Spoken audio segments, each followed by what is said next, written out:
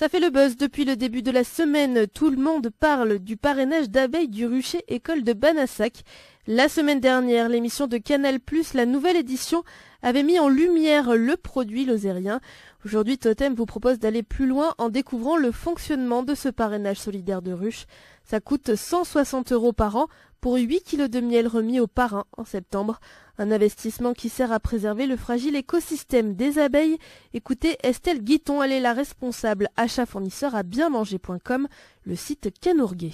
Bienmanger.com, à la base, il s'est vraiment investi avec l'association en l'aidant, c'est-à-dire qu'on a acheté des essaims, on a acheté des ruches et on a permis à l'association au départ, de créer, d'avoir on va dire les outils et le matériel nécessaire pour que l'association fonctionne et l'association débute.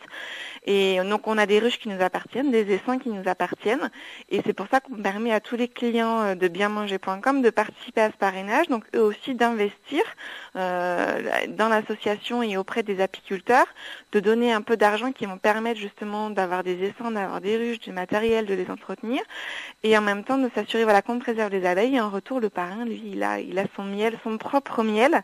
Il y a un site qui s'appelle mesabeilles.com où chaque parrain peut suivre la vie de sa ruche avec des photos, des actualités qui sont postées régulièrement, et suivre vraiment la vie de sa ruche. Et il va recevoir son propre miel au mois de septembre 2013 pour cette saison, avec un pot étiqueté à son nom. Et les apiculteurs sont mobilisés dans plusieurs régions aujourd'hui pour demander au ministre de l'Agriculture, Stéphane Le Foll, d'interdire certains pesticides.